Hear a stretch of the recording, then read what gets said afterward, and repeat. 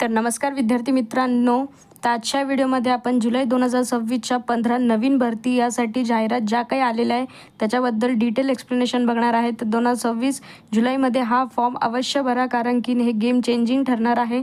यासाठी जे काही आपण पात्रता बघणार आहे ती 10वी-12वी पास असणे गरजेचं आहे. पगार 55,000च्या वरती असणार आहे आणि ही भरती central government through all India असणार आहे. महिला व पुरुष दोन्हीही या भरतीसाठी पात्र आहेत. आता पहिली भरती कोणती आहे ती बघूयात. तर पहिली भरती एअरफोर्स भरती 2026 याचे ऑफिशियल नोटिफिकेशन आलेले आहेत ऑफिशियल वेबसाईटवर आणि यासाठी पात्रता आहे 12वी पास, वेतन आहे 30,000.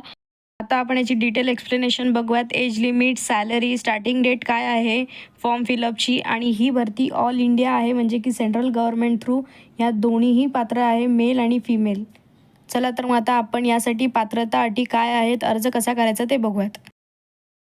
तर पहिले तर ह्या भरतीचं ऑर्गनायझेशन नेम काय आहे, तर इंडियन एअरफोर्स IAF अंतर्गत ही भरती राबवल्या जाणार आहे. आणि रिक्वायरमेंट नेम काय आहे, म्हणजेच की या भरतीमध्ये जी पोस्ट आहे त्याच्यासाठी नाव काय आहे, तर इंडियन एअरफोर्स अग्निवीर रिक्वायरमेंट. तर अग्निवीर भरती आहे 2026च्या अंतर्गत. पोस्ट नेम आहे अग्निवीर वायू इनटेक. आणि ह्या भरतीसाठी जर तुम्हाला अप्लाय करायचं असेल तर ऑनलाईन मोड म्हणजे ऑनलाईन अर्ज करायचा आहे.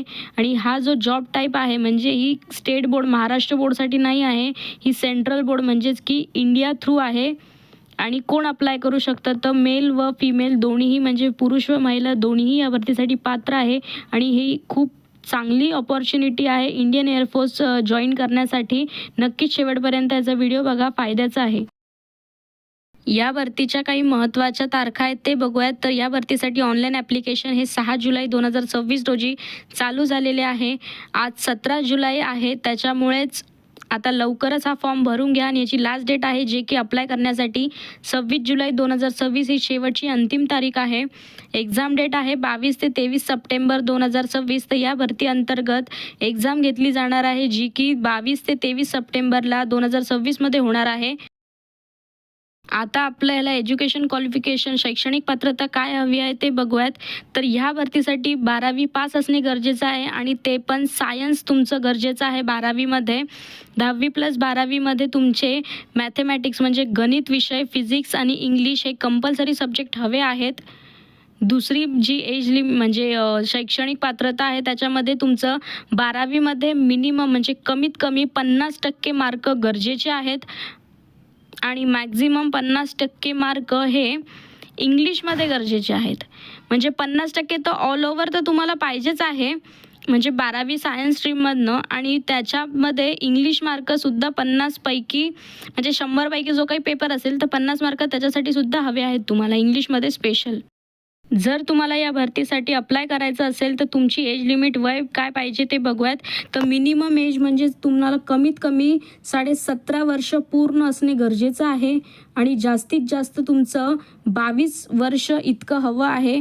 आणि तुम्हाला असं वाटत असेल की आपल्याला कळत नाही एक्झॅक्ट आपले वय किती झाले, आपण याच्यासाठी इलिजिबल आहे की नाही, तर 1 जुलै 2005 यानंतर तुमचा जन्म पाहिजे आणि 1 जानेवारी 2010 या अंतर्गत म्हणजे या 2 तारखांमध्ये जर तुमचा वाढदिवस येत असेल तर तुम्ही या भरतीसाठी अप्लाय करू शकतात. आता या भरतीसाठी कोण पात्रता आहे म्हणजे कोण अप्लाय करू शकतो ते बघूयात. तर पहिले की मेल कॅन्डिडेट्स म्हणजेच की पुरुष उमेदवार अप्लाय करू शकतात. तसंच दुसरं की महिला उमेदवारसुद्धा, फिमेल कॅन्डिडेटसुद्धा अप्लाय करू शकतात.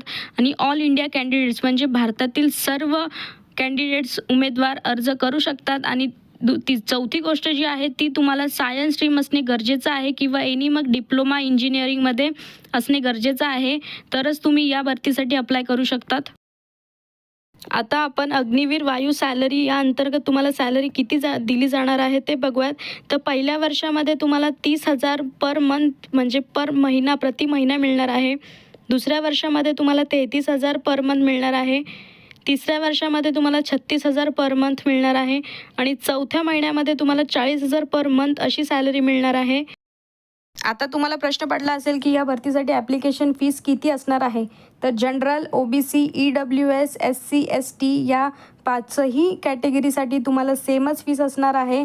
550 रुपये इतकी ही फीस असणार आहे. असं नाही की तुम्ही OBCमध्ये तर तुम्हाला थोडी कमी, ओपनमध्ये असेल तर जास्त. नाही, तुम्हाला सेम ही फीस लागणार आहे, ॲप्लिकेशन फीस.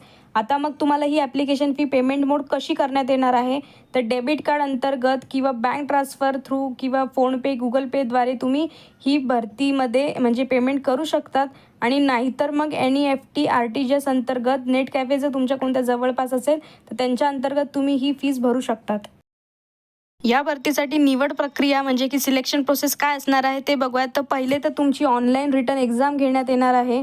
दुसरी तुमची फिजिकल फिटनेस टेस्ट, म्हणजे तुमच्या इथे पहिले ऑनलाईन टेस्ट घेणार, मग फिजिकल फिटनेस म्हणजे की ग्राउंड घेतल्या जाणार आहे. मग पहिली ॲडॅप्टिबिलिटी टेस्ट आणि दुसरी मग टेस्ट परत एकदा होणार आहे. आणि मग मेडिकल एक्झामिनेशन म्हणजे मेडिकल चेकअपसुद्धा होणार आहे. आणि मग फायनल मेरिट लिस्ट लागून तुम्ही जर सिलेक्ट असाल तर मग तुमची सिलेक्शन मेरिट लिस्टमध्ये लागणार आहे. जर तुम्हाला या भरतीसाठी अर्ज करायचा असेल तर तुमच्याकडे कोणते डॉक्युमेंट असणे गरजेचं आहे, तर पहिले तर तुमच्याकडे पासपोर्ट साईज फोटो असणे गरजेचं आहे, जे की तुमचा 6 महिन्याच्या आतला फोटो असणे गरजेचं आहे. जुना फोटो चालणार नाही. तुमची डिजिटल सिग्नेचरसुद्धा लागणार आहे.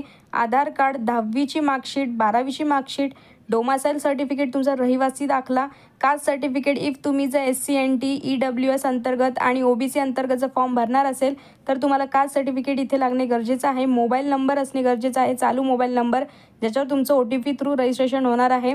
आणि एक ईमेल ID पण तुमची चालू असणे गरजेचं आहे. तर आजच्या व्हिडिओमध्ये आपण एअरफोर्स अंतर्गत 2026मध्ये जी भरती होणार आहे त्याची लास्ट तारीखसुद्धा बघितलेली आहे. 26 जून ही त्याची लास्ट तारीख आहे. जुलै. तुम्ही लवकरात लवकर जाऊन अर्ज करा.